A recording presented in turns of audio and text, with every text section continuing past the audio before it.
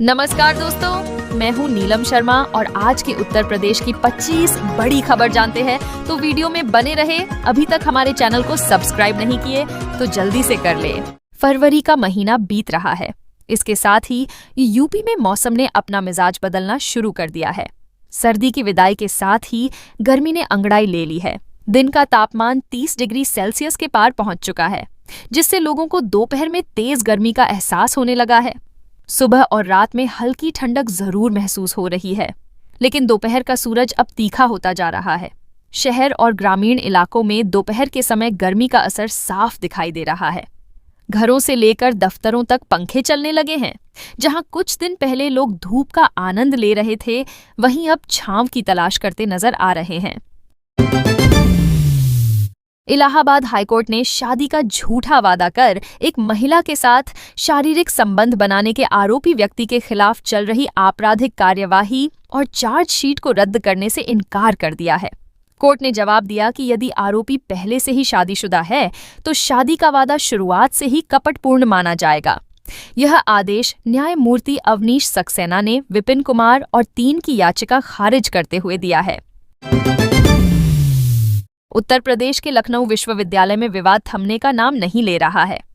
परिसर में लगातार तीसरे दिन भी हंगामा जारी है। मुस्लिम छात्रों के नमाज पढ़ने के विरोध में आज दूसरे गुट के छात्र हनुमान चालीसा पढ़ने पहुंचे थे। उनके इकट्ठा होते ही पुलिस भी पहुंच गई, जिसके बाद जैसे ही छात्रों ने हनुमान चालीसा का पाठ पढ़ना शुरू किया, पुलिस ने उन्हें पकड़ कर गाड़ी में ठूंस दिया गया। इस दौरान छात्रों ने हंगामा किया। इससे पूर्व पुलिस और प्रोक्टोरियल बोर्ड ने छात्रों को मनाने की भरपूर कोशिशें की, मगर विद्यार्थी किसी की बात सुनने को तैयार न थे। चालीसा पाठ करने छात्रों का कहना है कि जब यहाँ नमाज पढ़ी गई, इफ्तार पार्टी की गई तो कोई कार्रवाई नहीं की गई। हनुमान चालीसा पर कार्रवाई क्यों की जा रही है? छात्रों ने चालीसा पाठ से पहले एक पोस्टर भी जारी किया था, जिसमें कैंपस के शुद्धिकरण की बात लिखी है। मेरठ जिले के लिसाड़ी गेट थाना क्षेत्र के किदवई नगर में हुए भीषण अग्निकांड ने पूरे शहर को झकझोर कर रख दिया है। मंगलवार को जब बालेमियां कब्रिस्तान में एक साथ 4 जनाजे पहुंचे तो वहां मौजूद हर शख्स की आंखें नम हो गईं। इस हादसे में जान गंवाने वाले 5 मासूम बच्चों और एक महिला की मौत ने इलाके में सन्नाटा पसरा है। यूपी के गोंडा में कर्नलगंज पुलिस ने हाईकोर्ट के वरिष्ठ अधिवक्ता सुभाष मिश्रा की हत्या में आरोपी उनके सगे भाई अरुण मिश्रा को भी गिरफ्तार कर लिया है। हत्यारोपी के खिलाफ विविध कार्यवाही की गई है। एसपी विनीत जायसवाल ने बताया कि बीते 22 फरवरी को कर्नलगंज थाना क्षेत्र के सुदईपुरवा दत्तनगर में 2 पक्षों में भूमि विवाद को लेकर विवाद व मारपीट हो गई है। दोनों पक्ष आपस में सगे भाई पट्टीदार हैं। मारपीट में घायल अधिवक्ता सुभाष चंद्र मिश्रा की इलाज के दौरान मृत्यु हो गई। भूमि का मुआवजा न देना लखनऊ विकास प्राधिकरण पर भारी पड़ गया। भू अर्जन से संबंधित एक मुकदमे में 1997 में कोर्ट से 2 लाख रुपए 15% साधारण ब्याज के साथ अदा करने का आदेश दिया था। इस आदेश के खिलाफ एलडीए ने हाईकोर्ट में अपील की, लेकिन याचिका निरस्त कर दी गई। फिर भी मुआवजा अब तक नहीं दिया। अब यह रकम बढ़कर 27 लाख पहुंच गई। भाजपा नेता रवि सतीजा की ओर से कराए गए फर्जी रेप केस और जबरन वसूली के मामले में अधिवक्ता अखिलेश दुबे को सुप्रीम कोर्ट से सशर्त जमानत मिल गई है। सुप्रीम कोर्ट की 2 सदस्यीय खंडपीठ ने जांच पूरी होने तक उनके कानपुर में प्रवेश पर भी रोक लगा दी है। हालांकि अखिलेश को अभी रिहाई नहीं मिलेगी, क्योंकि 2 मामलों की हाईकोर्ट में मंगलवार को सुनवाई है, जबकि एक अन्य केस में जिला न्यायालय में 27 फरवरी को सुनवाई होनी है। भाजपा पूर्व सांसद बृजभूषण शरण सिंह अक्सर सुर्खियों में रहते हैं। हाल ही में दिए एक इंटरव्यू के बाद वह फिर से चर्चा में आ गए हैं। बृजभूषण शरण सिंह ने कहा है कि उनके हाथों सिर्फ एक हत्या हुई है, जिसे लेकर उन्हें पछतावा भी नहीं है। हालांकि पूर्व सांसद ने कैमरे के सामने खुद बताया कि वह इस केस से कैसे छूट गए। उन्होंने कहा कि दोनों तरफ से लोग मरे थे, आखिर में केस छूट गया। यूपी के शिक्षकों और कर्मचारियों के लिए खुशखबरी है। माध्यमिक स्कूलों के शिक्षकों एवं कर्मचारियों की भी ग्रेच्युटी 25 लाख होगी। वर्तमान में इन शिक्षकों एवं कर्मियों की ग्रेच्युटी की अधिकतम सीमा राशि 20 लाख निर्धारित है। 2 वर्ष पूर्व 2 जुलाई 2024 को राज्य कर्मियों की अधिकतम ग्रेच्युटी की सीमा वृद्धि 25 लाख की गई है। हरदोई कलेक्ट्रेट परिसर में एक ई स्टैंप विक्रेता द्वारा अधिवक्ताओं के साथ अभद्रता का मामला सामने आने के बाद तनाव की स्थिति बन गई। अधिवक्ताओं ने आरोपी विक्रेता सौरभ गुप्ता का लाइसेंस रद्द करने की मांग की है।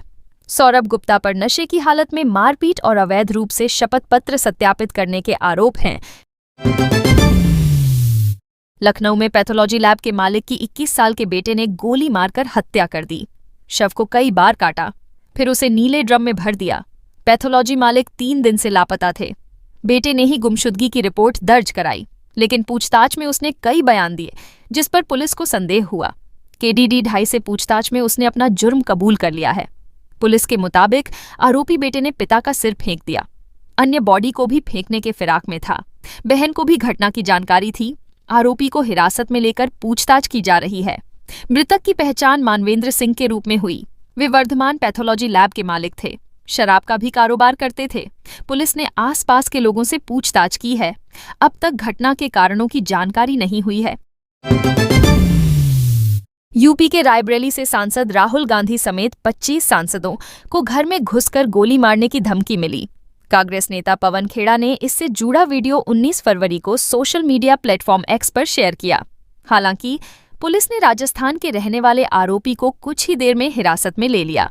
जनवरी 2026 में बॉलीवुड अभिनेता शाहरुख खान को भी ऐसी ही धमकी मिली थी। अखिल भारतीय हिंद महासभा की आगरा जिलाध्यक्ष मीरा राठौर ने उनकी जुबान काटने पर 1 लाख रुपए की घोषणा की थी। इस तरह से जान से मारने की धमकी देना, किसी के खिलाफ धमकी की घोषणा करना अपराध की किस श्रेणी में आता है? ऐसी स्थिति में कानून की कौन सी धाराएं लागू होती हैं? कितनी सजा का प्रावधान है?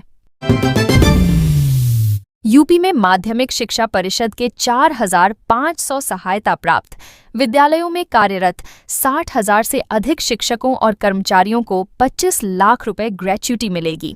माध्यमिक शिक्षा विभाग ने एडेड शिक्षकों की ग्रेच्युटी बढ़ाने का प्रस्ताव वित्त विभाग को भेजा है। इस पर सहमति बन चुकी है। माध्यमिक शिक्षा विभाग के स्कूलों में शिक्षकों को रिटायरमेंट के समय 25 लाख की ग्रेच्युटी मिलती है।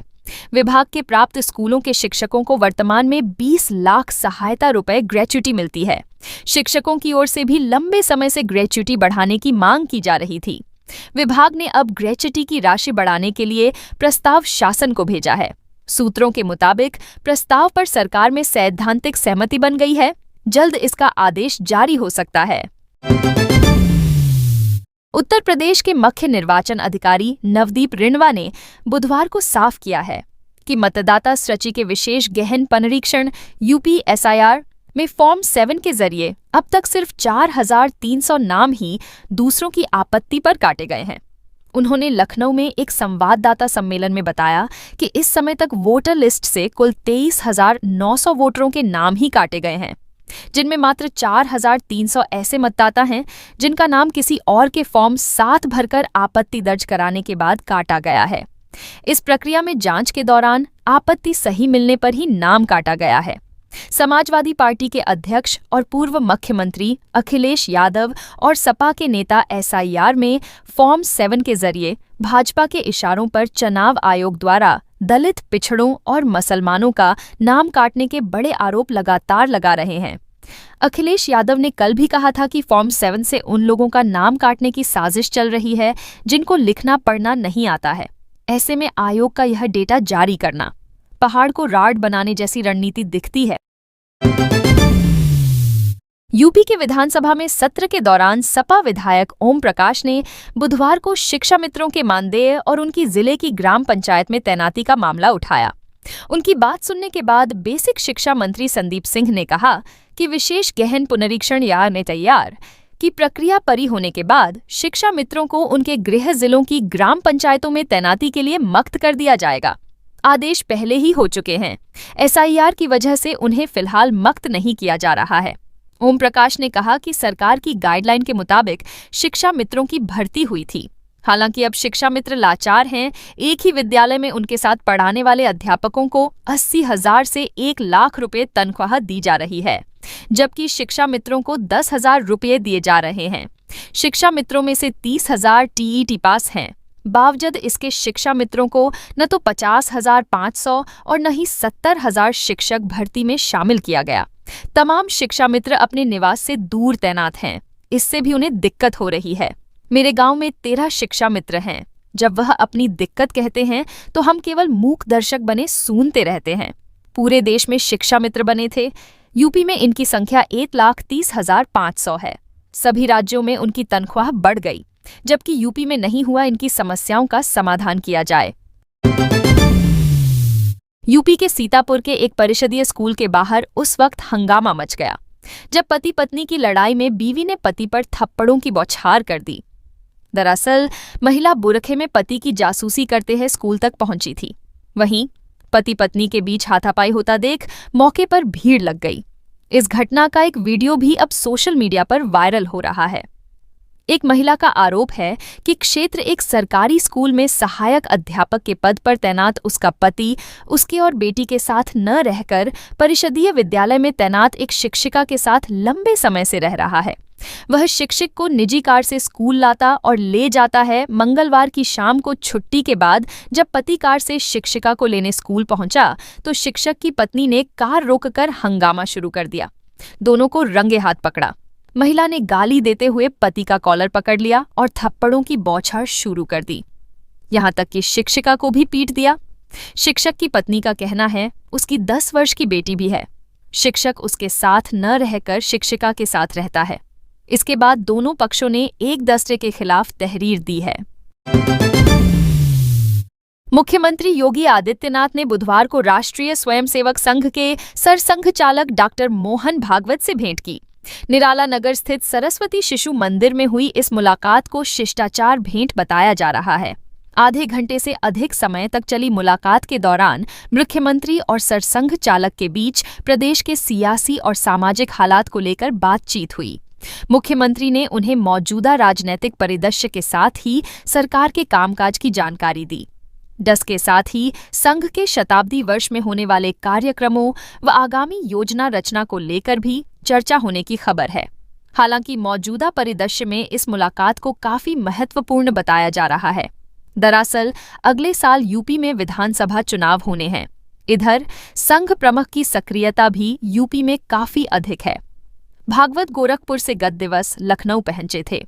यहां सद्भाव बैठक, कुटुंब सम्मेलन, युवा संवाद और प्रमुख जन संवाद के बाद देर शाम मुख्यमंत्री से संघ प्रमुख की मुलाकात हुई। इससे पूर्व दोनों के बीच 26 नवंबर को अयोध्या में भेंट हुई थी। तब भी तकरीबन 90 मिनट अकेले में बात हुई थी। गुरुवार को भागवत रवाना होने से पूर्व महानगर के प्रचारकों से भी मिलेंगे।